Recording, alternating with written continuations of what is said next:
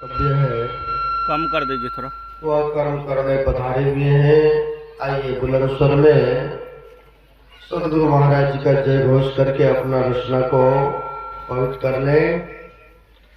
बोलिए प्रेम से श्री सदगुरु महाराज की जय।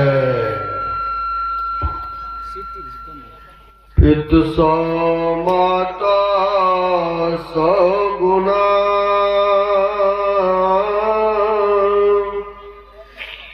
सुत को राखे प्यार,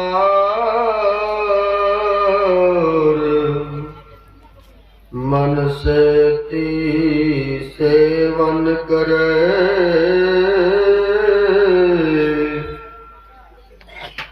तन सोडात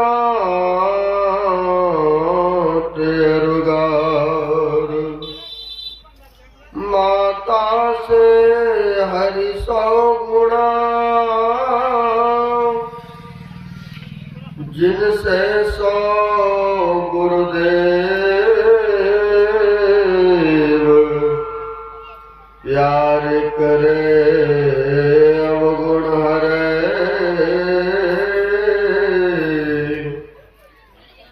चरण दास सुख दे, जो जस चंदा गवई, सूरज चढ़ई हजार,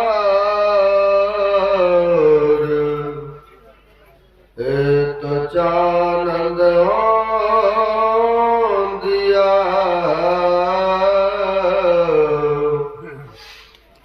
गुरु बिन गोट अंधार।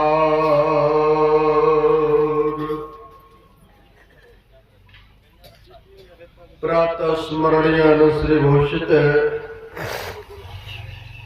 परमाराध्य संसद गुरु महाराज,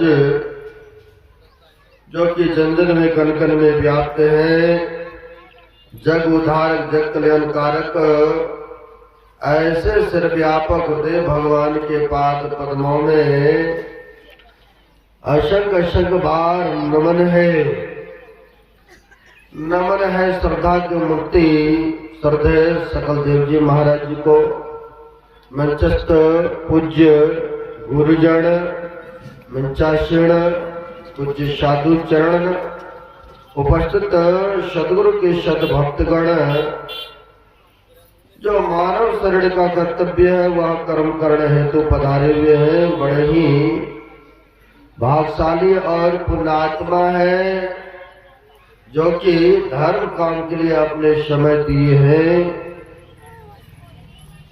अभी हम लोगों ने पवित्र ग्रंथ रामचरितमानस से पाठ में सुन रहे थे कर्म की विशेषता, कर्म की प्रधानता के बारे में।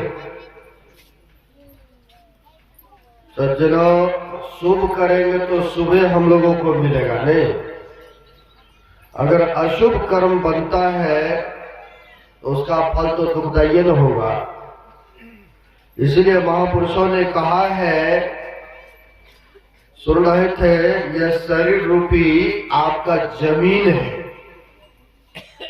जैसे आपका जमीन है ना, उसमें चाहे मकई लगाइए चाहे गेहूं लगाइए ना, जमीन में तो ये बीज को बोते हैं, लेकिन समय आने पर 100 दाने 50 दाने होता है। किनका होगा? जिनका जमीन है, जिन्होंने मेहनत करी है, जिन्होंने फसल को देखभाल समय समय पर पानी खाद दिया, उन्हीं का ना होगा। यानी सज्जनों, वैसे ही पाप और पुण्य दो बीज होते। गोस्वामी जी महाराज ने कहा है, तुलसी यह तन खेत है, मन बच कर्म किसान, अब पाप पुण्य दो बीज है, बोर लीनो सो निधा। यानी जैसे जमीन के अंदर में बीज को बोए, समय आने पर सैकड़ों दाना उनमें से निकल आए, तो किनका हुआ? जिनका जमीन है उन्हीं का ना हुआ। सज्जनों, उसी प्रकार से पुण्य कर्म करेंगे तो कई गुना हो करके फलीभूत होगा, आपको प्राप्त होगा। अगर कहीं अशुभ कर्म हुआ, दुखदाई कर्म बना, पापमय कर्म बना, सज्जनों उसका भी तो फल हुआ ना। लेकिन आजकल के मनुष्य का क्या हाल है, मनुष्य बड़े चतुर होते हैं। अगर कहीं पुण्य कर्म किया, शुभ काम हुआ, शुभ काम के मतलब है मंदिरों में दान दे दिया, या गरीब लड़कियों का शादी करा दिया, निवस्त्र को वस्त्र दे दिया, रोगियों को दवाई दे दिया, अपाहिज व्यक्ति है उनको कहीं सहायता कर दिए, पुण्य बना? पुण्य तो बना, लेकिन मनुष्य ना जाने कितने आदमी के पास जा करके बखान करेंगे, मैंने तो ये उपकार किया, मैंने तो ये दान दिया। सज्जनों, पंजाब में जहाँ हम लोग रहते हैं ना, माछीवाड़ा साहिब है, लुधियाना जिला कमतर में ही है, बहुत विशाल गुरुद्वारा है। वहां पर गुरु गोविंद सिंह जी महाराज पधारे थे।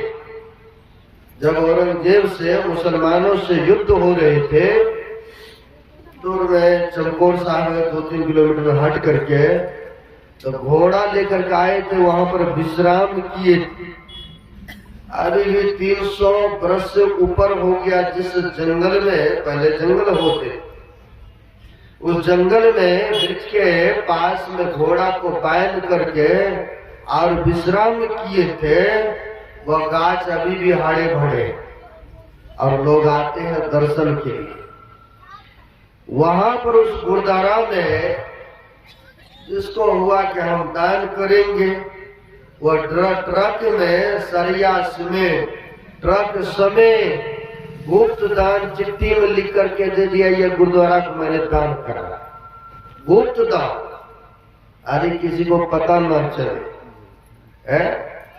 लेकिन सज्जनों, आजकल के मनुष्य ऐसी प्रथा बन चुका है कि कोई व्यक्ति किसी को दान किया, उपकार किया, तो ना जाने कितने के पास जा करके बखान करेंगे। बंदरों वाला हाल मनुष्यों का है। अब कहेंगे हम तो मनुष्य है, तो बंदर वाला कैसे हाल है?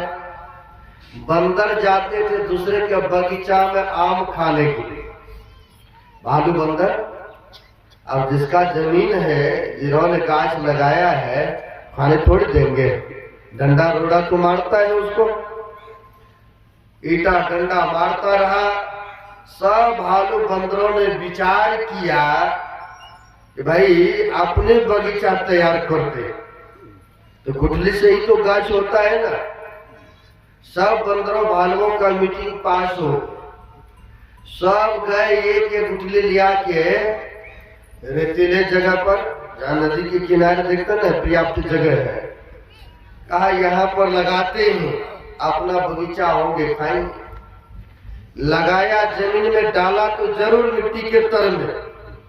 1 घंटा भी नहीं हुआ, सब निकाल के देखने लगे, देखे गाछा एक नहीं आएगा कभी, संभव है? फिर डाल दिया, फिर 1-2 घंटा बीता, फिर गया देखने की गाछा एक नहीं आए। कहीं जो भी आने वाला होगा आप लगाएंगे बीज को, तो संभव नहीं है कि वो गाछ भविष्य में हो सकता, नहीं, छोड़ देते हैं आप लोग। यानी मनुष्य का भी यही हाल है। उपकार तो किया, पुण्य तो किया, लेकिन बंदरों वाला हाल हो गया। बखान करते रहा कि लोगों की दृष्टि में अब बहुत धर्मात्मा पुण्यात्मा कला है, जो कि लोग हमें कहीं बहुत दानी है ने, है? बीज तो लगाया जमीन में, लेकिन निकाल के देखने लगे। पुण्य तो किया, लेकिन उसका बखान करवा दे। अब कहीं जीवन में अशुभ कर्म बन गया, अपकर्म बन गया, पाप में कर्म बन गया, तो क्या करते? एक गलतियों को छिपाने के लिए ना जाने 100 झूठों की सहारा लेते। जमीन के अंदर में बीज को डाला, नहीं, डाला मिट्टी डालते गया तो गाछ तो होगा ना, गाछ होगा तो फलों तो लगबे नहीं करेगा, तो किनका होगा? अशुभ का बीज तो फल तो जिनसे कर्म बना उन्हीं को ना भोगना पड़ेगा। अरे जीवन में गलतियां होती है तो कोई भी नहीं बताते कि हमसे ये काम गलतियां हो गई। कहीं धर्म कर्म हुआ तो बखान पे बखान है।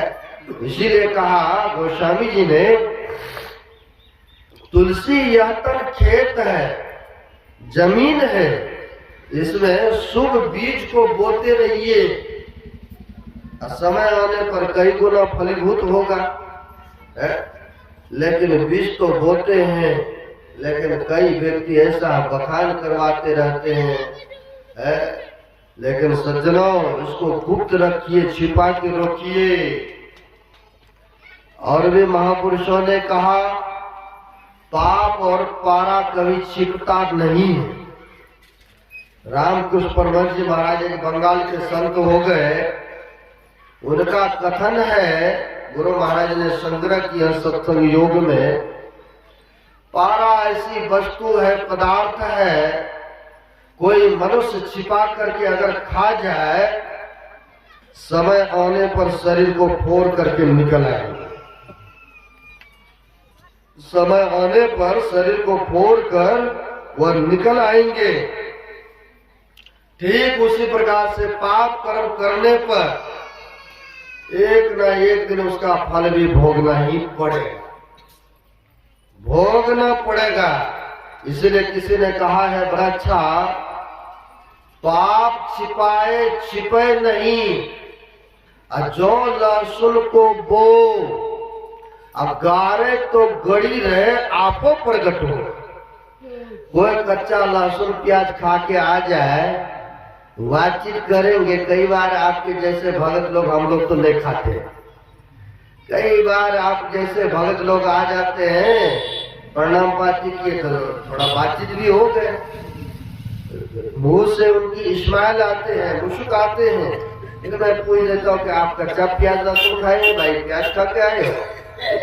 कई बार भक्त लोग, भक्तनी लोग क्या करते हैं, महाराज जी आए हैं, सेब काट के दो, जिस क्या बोलते हैं बैठी उसे, जिससे प्याज लहसुन काटते हैं उसी में फल को काटा, जब दिया प्लेट में एक लिया, मैं क्या देता हूँ, लगता है कि प्याज काट करके उसी में इसको फल काटे क्या? हाँ महाराज काटे तो थे प्याज, यानी उसका इस्तेमाल पता चल जाता है। कोई कच्चा लहसुन प्याज खा के आ जाए, बातचीत करेंगे तो आपको पता सुता लग जाएंगे। उसी प्रकार से कहते हैं, पाप छिपाए छिपे नहीं, जो लहसुन को बो, लहसुन को फेंक दीजिए कच्चा जमीन पर, देखे ना आप भी उसमें अंकुर निकल नहीं कर। पाप छिपाए छिपे नहीं, जो लहसुन को बो, गारे तो गड़ी रहे, आपको प्रकट हो, समय आने पर प्रकट हो जाता है। अब आप कहेंगे इसका कोई सबूत, कोई प्रमाण है? दो पंडित थे, दो पंडित, दोनों भाई आपस में, जैसे यहाँ से भी जाते हैं दिल्ली बॉम्बे कहाँ जाते हैं पंजाब कमाने के लिए, दोनों भाई निकल गए पंजाब दिल्ली, यूं समझिए, दोनों निकला, दोनों अपने अपनी ज्योतिषी विद्या से, अपने अपने तर्क विद्या से लोगों को बहुत ठगा, बहुत धन को इकट्ठा किया। बहुत धन इकट्ठा जब हो गया, पोटली बनाया। अब दोनों भाई में विचार हुआ कि अब चलना चाहिए घर को, बहुत दिन हो भी गया है और बहुत हो भी गया है पैसे रुपया, अब चलना चाहिए अपने गांव को। दोनों भाई ट्रेन पर बैठा, वहां से उतरा, पैदल यात्रा घर को चला, कुछ दूरी पर था। वो पैसे की पोटली जो भाई था, बड़े भाई जब सिर पर रखते थे, उनको मन में होता था छोटे भाई को अगर मार देंगे ना तो सारा रुपया हम ही को पर्याप्त हो जाएगा, सारा रुपया हम ही को प्राप्त हो जाएगा। और घर के लोगों को पता भी तो नहीं है ना कि कितना कमाया, कितना क्या हुआ, बहाना कर देंगे हम। ऐसा जब जब पोटली लेते थे, लेकिन प्रेम दोनों भाई में बड़ा सजना। जब भारी लगता था मन में तो बात उड़ते आ रहा था, चलता हुआ आ रहा था। होता क्या है, जब भारी लगता था फिर बड़े भाई ने छोटे भाई को सिर पर दे देते, लो भाई तुम अब लो। जैसे छोटे भाई के सिर पर वह पोटली पैसे का बेग आता था, अब छोटे भाई के भी मन में वही उत्पन्न होता था। देख लीजिए, और धर्म से कमाया हुआ था, ठगी ठोरी किया हुआ था ना, है, इसलिए उसका प्रभाव था ना। सज्जनों, होता क्या है, अब छोटे भाई के भी मन में भाव प्रकट होता है कि भैया को अगर हम किसी तरह से जहर दे के खिला के मार देंगे, ये सारा रकम हमारा ही हो जाएगा, है? जब जब लेते रहे बड़े भाई तो उनके मन में ऐसा, जो कि जगह जगह का भी प्रभाव पड़ता है। सरवन जब माँ बाप को कंधे पर लेके जा रहे थे तीर्थों में, ऐसा एक जगह था, वो पवित्र वह जगह, जब उस जगह पर गए तो सरवन के ऑटोमेटिक विचार बदल गए। अरे ये बूढ़ा बूढ़ी माँ बाप के फेरे में अपना जीवन में व्यतीत कर दिया, जहाँ कहते वही लेके चलते। अब उस जगह पर यह अराब शराब बोलने लगे। माँ बाप भी तो ज्ञानी थे, कहा बेटा इस जगह से जल्दी तुम जी से पार करो, इस जगह से जल्दी यहाँ से निकल जाओ। जहाँ कहीं संत महापुरुष आते तो वह जगह को देखे नमन करते हैं लोग, या कोई देवी देवता आया पर प्राचीन काल में चरण रखा, आज देखिए भव्य मंदिर बना हुआ है, लोग नमन करते हैं जगह को। कहा बेटा जल्दी यहाँ से निकलो। जैसे वह जगह को पार किया, क्रॉस किया, विचार में स्वयं परिवर्तन आ गया। अरे मैंने तो क्या सोच रखा था, क्या क्या मेरे मन में विचार चल रहा था, है सज्जना। वैसे ही इनके मन में अब होता क्या है, बड़े भाई ले तो उनके कुविचार मन में, छोटे भाई ले तो उनके मन में कुविचार।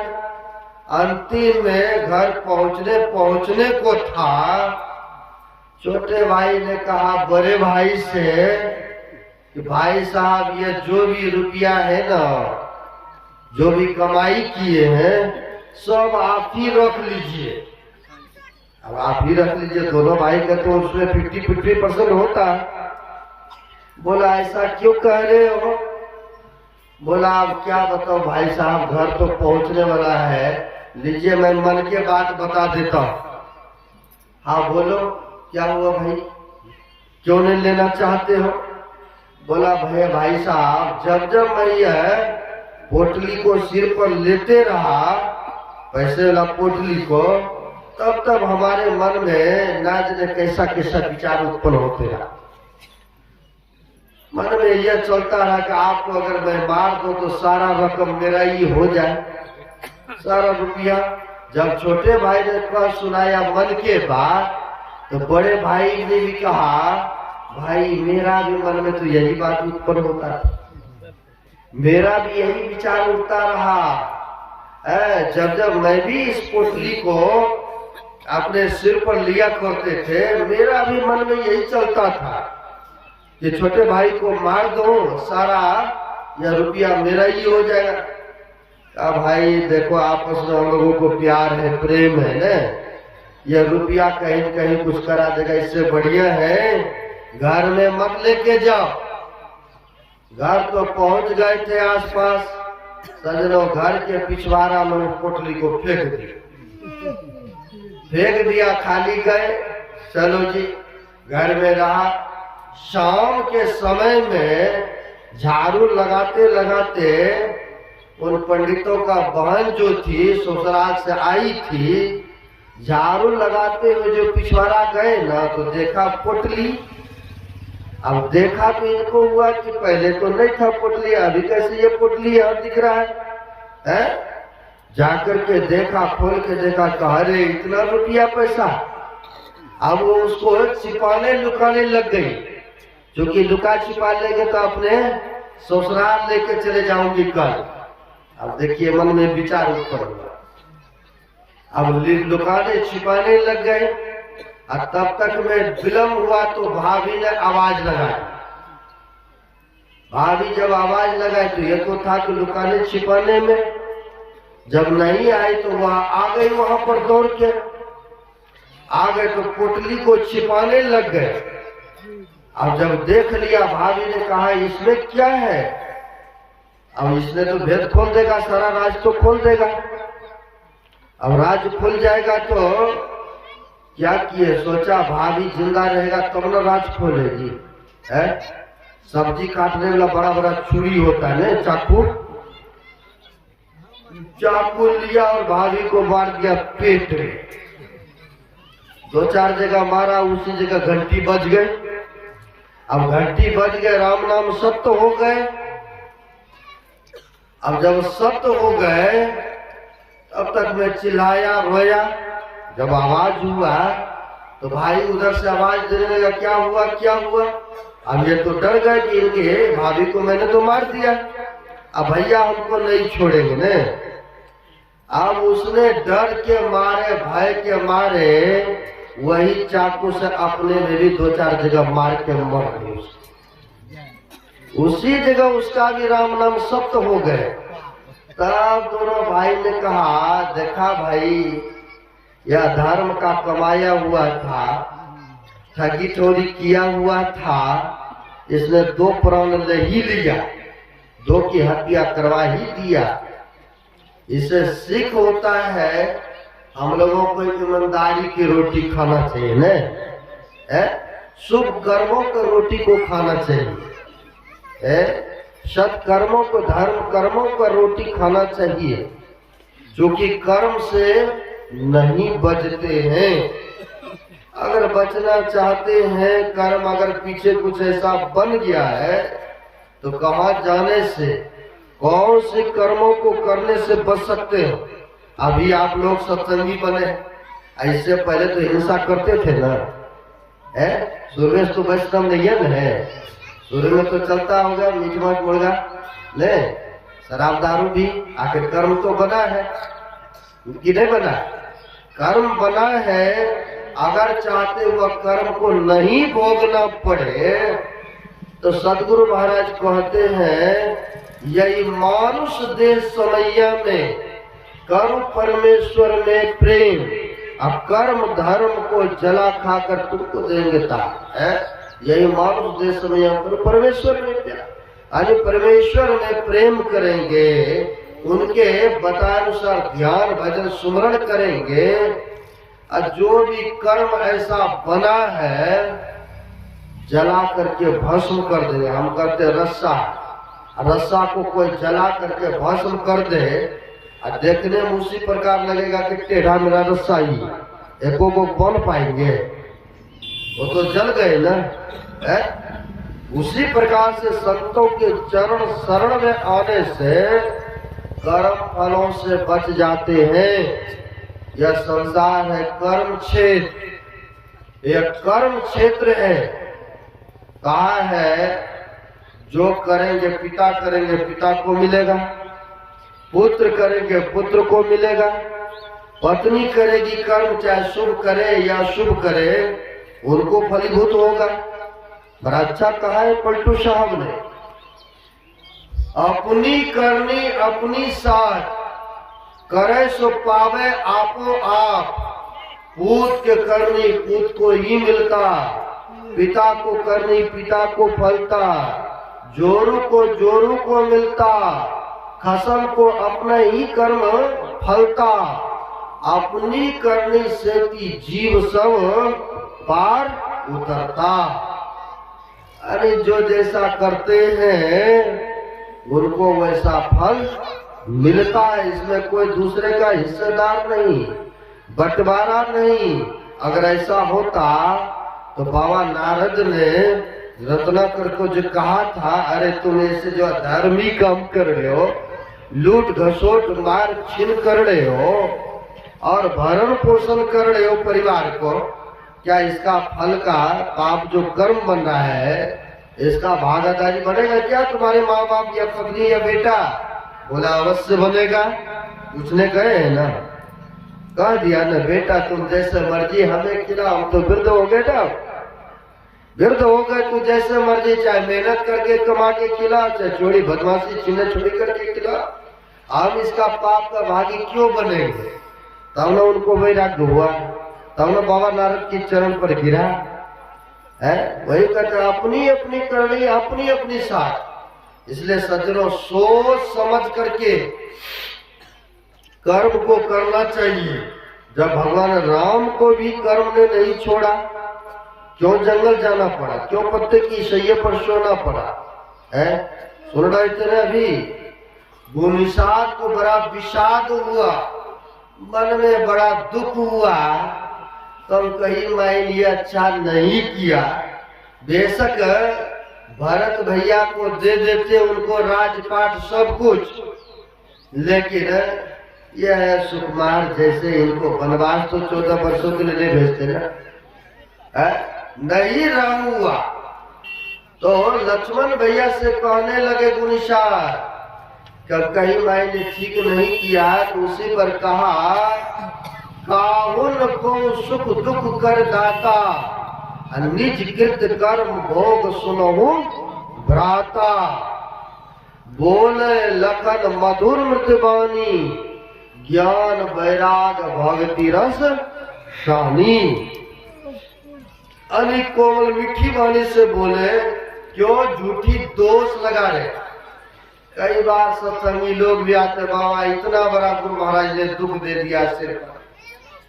भाई कोई किसी को दुख नहीं देता है, हम आपसे जो पीछे कर्म बना है ना, उसी का फल हमें मिल रहा है। फसल अभी लगाए तो तुरंत नहीं ना मिल जाएगा कि तुरंत मिल जाएगा, कम से कम 5-6 महीना तो वेट करना पड़ेगा, इंतजार तो करना पड़ेगा ना।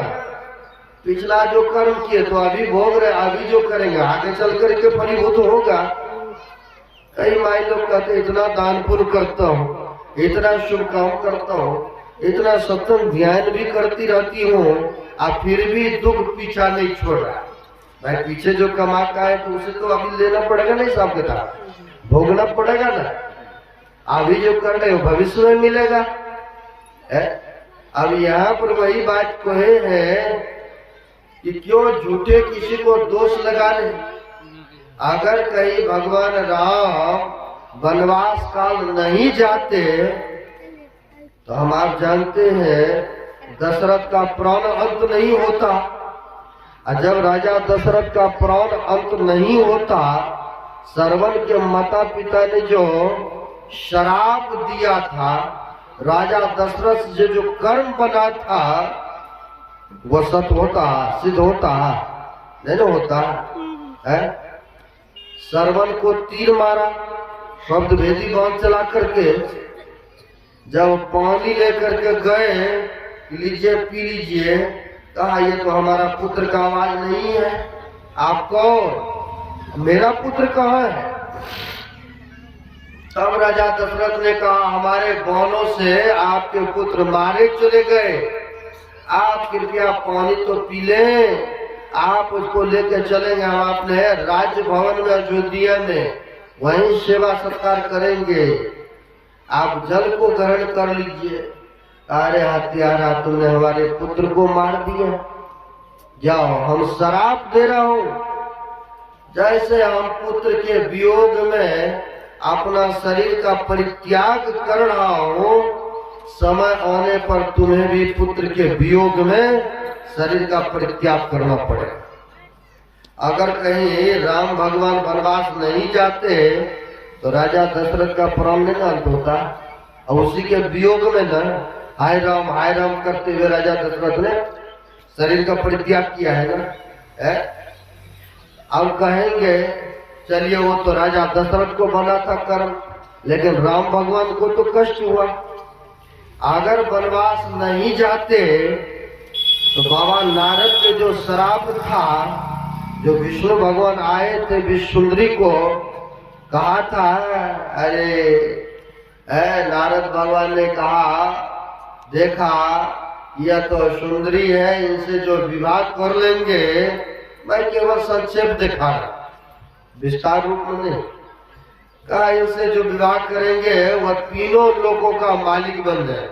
नारद बाबा ने देखा तो चले गए, सोचा अभी तो सुंदर नहीं हो, चलता हूँ एक दिन के लिए भगवान विष्णु से उनके सुंदरता हम मांगने। चले तो गए, भाव भी प्रकट किए, महाराज एक दिन के लिए अपना सुंदरता शरीर देने दीजिए। बोला अच्छा ठीक है, तुम्हारी ऐसी इच्छा है जिसमें तुम्हें भला हो, अच्छा हो, लो वो हो। शरीर तो सुंदर, अब मुंह कैसा है तो ये तो नहीं पता है ना। जब तक दर्पण नहीं रहेगा, पानी की परछाई नहीं रहेगा, तो अपना फेस तो नहीं दिखेगा। बैठ गए, उस समय नियम होगा, नियम होगा। जैसे सीता के भी नियम थे कि जो धनुष बाण उठाएंगे, बाण चढ़ाएंगे, तब उनसे उनके गले में माला डाला जाएगा, वही जीवन साथी होंगे। सज्जनों, पहले यही नियम था कि जिन लड़कियों को बीच में लाते थे, बहुत बड़े बड़े राजा महाराजा आते थे, अब इनको होता था, इनको गले में माला डालने का, माला डाल दी और वही जीवन साथी हो, उनके ऊपर निर्भर करते। आगे बड़ी सभा में, सज्जनों बड़ी सभा में तो आए, नारद बाबा जाके आगे में बैठे हैं। शरीर देख करके बड़ा खुश हो कि इतना अच्छा तो हम ही माला डालेगी। फिर वहां से निकल जाती है विष्णुंदरी, निकल जाती है, यह सोचता अब डालेगी। जाकर के विष्णु भगवान भी आए थे, पीछे में बैठे हुए थे, गए और वहां पर डाल दिया। जाके भगवान विष्णु लेके चले। और जब यह व्याकुलता हो गए, भगवान शिव का भी दूत था, जब देखा, व्यग्र देखा, व्याकुल देखा, तब का अपना मुंह तो देख लीजिए पहले पानी में। सज्जनों, मुंह देखा तो कहा शरीर तो सुंदर, अब मुंह बंदर देख लिया, तभी इसलिए नहीं डाले माला। दौड़ के गए हैं, श्राप दे दिए। यह जो बंदर का मुंह दिए हैं, जैसे हम स्त्रियों के लिए व्याकुल हो रहा हूँ, व्यग्र हो रहा हूँ, समय आने पर आप भी व्याकुल होंगे, व्यग्र होंगे, और यही बंदर मुंह वाला आपको सहायता भी करेगा। अगर नहीं होता वैसा तो राम भगवान कैसे जाते बनवास ने, सहायता कैसे करते हैं? नल नील दो भाई थे, बालू बंदरों ने सेतु बांध पर बांधा है ना, तब न लंका गए। हम लोग वहां तक पहुंचे थे, है ना, धनुष्वर धाम वहीं पर सेतु बांध है। सज्जनों, कहने का भाव, उनसे भी कर्म बना था जिसके वजह से उनको भी वनवास काल में जाना पड़ा, उनको भी कर्म का फल भोगना पड़ा है। अगर कर्म के फलों से बचना चाहते हैं, भोगना नहीं पड़े, तो सज्जनों संतों के चरण शरण में आइए। जब उनके चरण शरण में आते हैं, भोगना भी पड़ेगा तो बहुत कम, अल्प मात्रा में भोगना पड़ेगा। सुबह भी मैं सुना रहा, संतों के चरण में जाने से कितना बड़ा लाभ और फायदा होता है। कहा कबीर दर्शन बड़े भागे सो पाए, और जो होवे सूली सजाए, कांटों पे टल जाए। बहुत बड़ा कष्ट होने वाला है, दुख आने वाला है। अगर सत्संग में है, संतों के चरण शरण में है, भोगना तो पड़ा, एक कंडा चुभा करके आपको मुक्त कर देंगे। आप कहेंगे इसका कोई प्रमाण है, कोई सबूत है? सज्जनों, सदगुरु महाराज के समकालीन की बात है। तो बहुत सारे ऐसे संतों की कृपा है भक्तों के ऊपर, लेकिन सदगुरु महाराज के समकालीन की बात है। देहरी ओम सोन का एक बड़े ही श्रद्धालु सत्संगी थे। जैसे यहाँ पर भी सालों साल आना जाना होता है। आप सबके समक्ष में बड़ी श्रद्धा खुशी की बात है, शुभ काम तो करना ही चाहिए। यही तो साथ में जाएगा और जाएगा बैंक बैलेंस, घर मकान दुकान जाएगा, किसी का नहीं गया। राजा महाराजा हो, किसी के साथ आज तक नहीं गया। जो शुभ कर्म करते हैं, धर्म कार्य होता है, यही तो साथ में जाता है। वह सत्संगी जो थे शीतल बाबू नाम के, गुरु महाराज को कई बार बुला करके सत्संग भंडारा कराए। गणमान्य व्यक्ति थे, बढ़िया था, धनीमानी थे, बुद्धिजीवी थे। सज्जनों, व्यापार का काम करते थे, व्यापार का खरीद बिक्री गद्दी था उनकी। खरीद बिक्री का काम होता था। कई बार आपस में आप लोगों को भी एक दूसरे से बकझक हो जाता, लेने देने नहीं, सबसे होता, किसी से ज्यादा किसी से कम। अब उनकी जो गद्दियां थी उस पर बैठे थे, खरीद बिक्री का काम। एक व्यक्ति से बकझक हो गया, बकझक ही नहीं हुआ, उसने धमकी दे डाला को, शीतल बाबू को, कि तुमने मेरे साथ ऐसे गद्दारी किया। एक बार होता है, यह बात है, तुमने यही रेट लिया, बहुत कम भाव में लिया। क्रोध बस आवेश बस आकर के उस व्यक्तियों ने इनको सत्संगियों को धमकी दे डाला कि अब तुमको हम जीवित नहीं छोड़ेंगे, समय आने पर तुमको अब जीवित नहीं छोड़ेंगे और तुम्हें कोई नहीं बचाने वाला होगा, तुमको हम मार देंगे जान से। ऐसा धमकी दे डाला। ये बेचारा था सीधा साधा सत्संगी। अब इन्होंने सोचा हो न हो कहीं वो लोग थोड़ा सा है दूसरे टाइप का, कहीं हो न हो धमकी दिया तो कहीं मौका पा करके हमला न कर दे। तो सोचा इनके नजर से कुछ दिनों के लिए बाहर चले जाते। कहा तो गुरु महाराज के आश्रम कुप्पा था, गुरुदेव के समक्ष में रहेंगे, वही ध्यान सत्संग क्योंकि कई बार ऐसा होता है महीनों महीनों दिन तक ध्यान शिविर चलता था गुरु महाराज के समकालीन। वही साधना शिविर की प्रक्रिया चल रहा था कुप्पागढ़ भागलपुर में। सज्जनों, इन्होंने सोचा उनके नजर से हम हट जाएंगे तो भूल जाएगा वो। वहां से वह निकल के चले आए, कहा भागलपुर कुप्पागढ़। गुरु महाराज के समकालीन की बात है। गुरु महाराज के सानिध्य में रहने लगे, ध्यान सत्संग करने लगे, कर्म बाय कर्म से समय बीतता गया।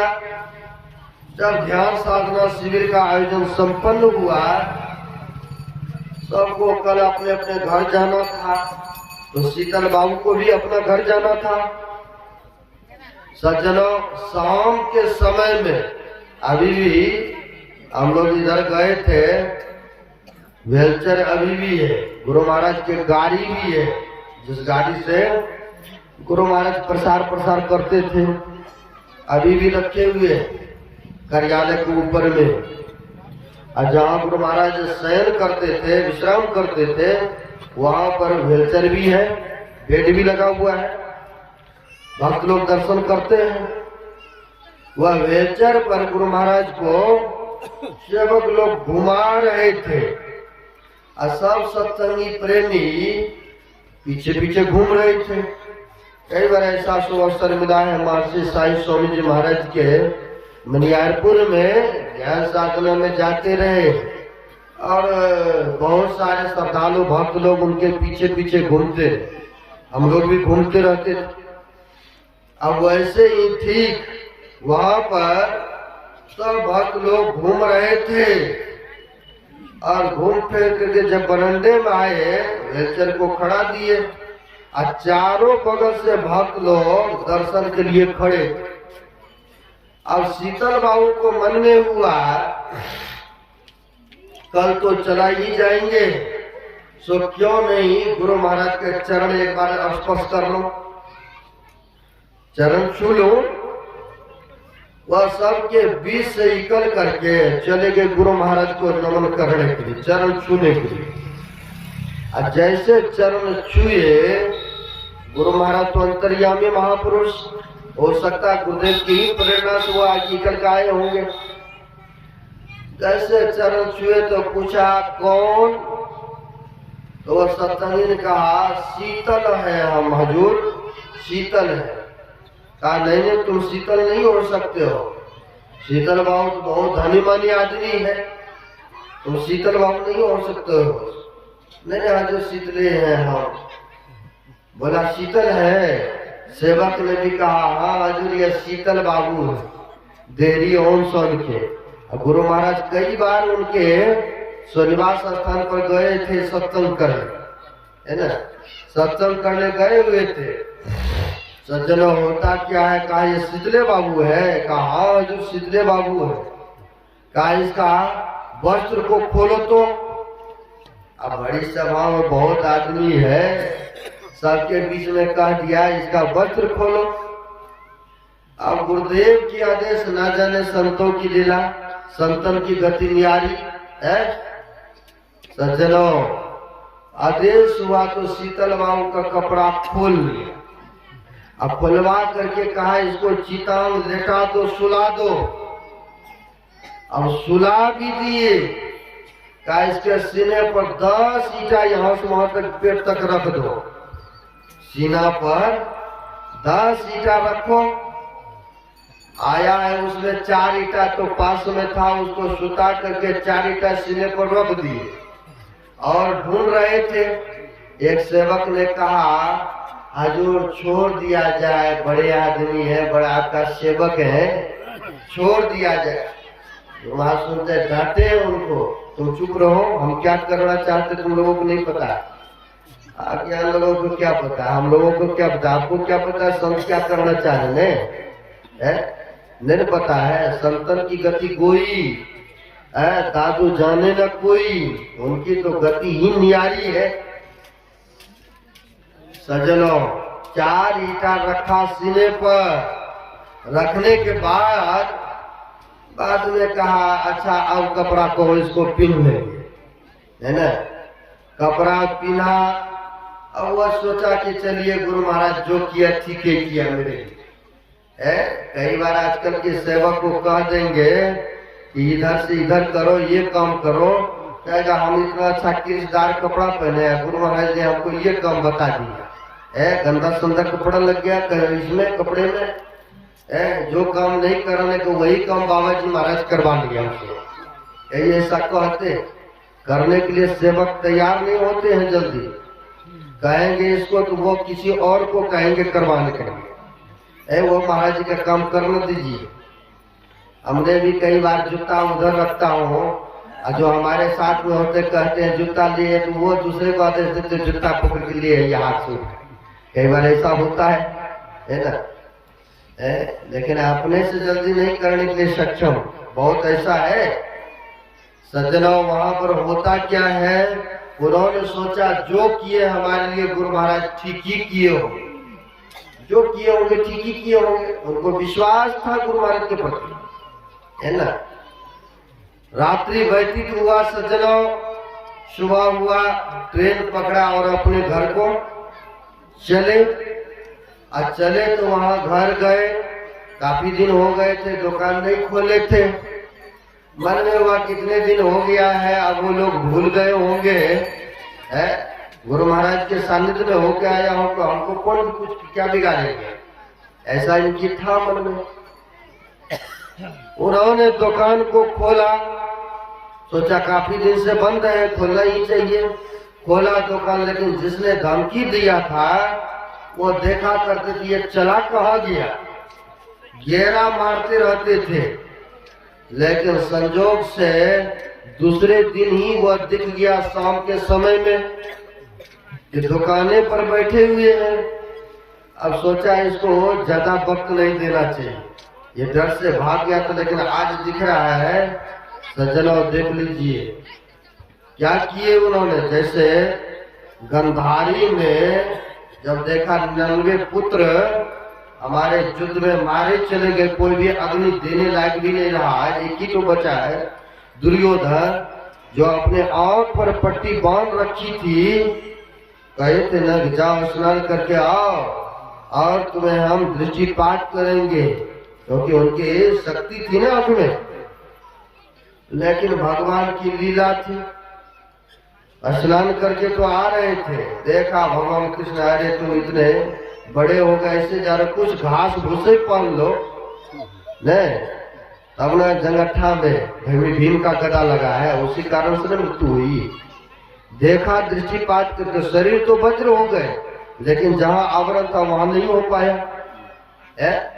अब यहाँ पर भी सज्जनों, वह बदमाश इनको देखते रहते थे, लेकिन देखा दूसरे दिन गद्दी पर, सोचा यही मौका अंधेरा है, गोलियां तो वही काला रिवॉल्वर, गोली तो चलाई इनके ऊपर, लेकिन सज्जनों गोली तो चलाया सदगुरु का दृष्टिपात उनके शरीर पर हो पड़ा था।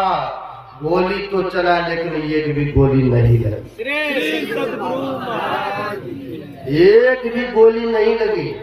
तब इनको हुआ कि सदगुरु महाराज ने जो वस्त्र खोल कर खुलवा करके दृष्टिपात किए थे, ये हमारे शरीर को वज्र कर दिए गुरु महाराज। अब पास में किसी को ऐसे मारेंगे तो लगना तो निश्चित है ना, लेकिन उनको नहीं लगा, क्योंकि सदगुरु महाराज ने दृष्टिपात करी थी ना। तो संतों के चरण में, संतों के शरण में जाने से भी कई बार ऐसा कुछ ऐसे घटना घटित होने वाला होता है, वह संतों के चरण में जाने से उसको रिहा कर देते हैं, मुक्त कर देते हैं, दुखों के भोगने नहीं देते हैं। सजनों, इसलिए हम लोगों को सदगुरु का चरण शरण में रहना चाहिए।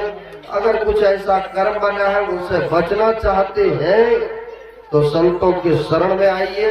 बाबा नानक ने कहा है, संत शरण जो जन पड़े सो जन उदरण हार, संत के निंदा नानका बहुरी बहुरी लेही अवतार। यानी संतों के चरण शरण में जो रहते हैं उनका कल्याण, उनका उद्धार अवश्य हो जाया करते हैं। जो अशुभ कर्म बना है उन्हें भोगने से बच जाते हैं। कुछ काल भोगना पड़ता है, यो समझिए, बहुत दुखों को भोगना था, लेकिन थोड़े काल भोग करके उन बहुत बड़ा दुखों से मुक्त करा दिया, क्योंकि संतों के चरण शरण में है?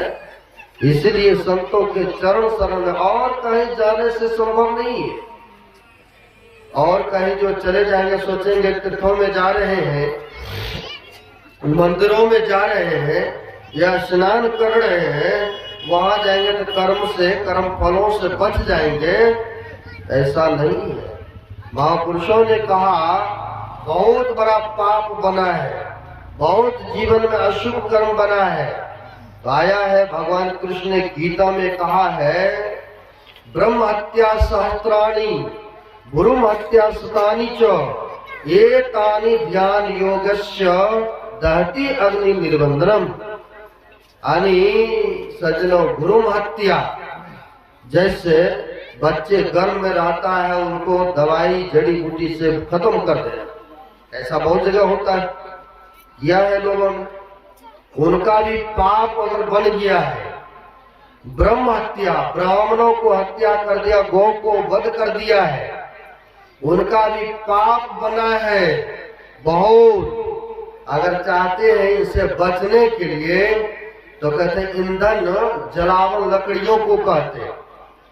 जलावन की लकड़ियां बहुत ढेर है, उनको जलाने के लिए उतनी अग्नि की आवश्यकता नहीं है।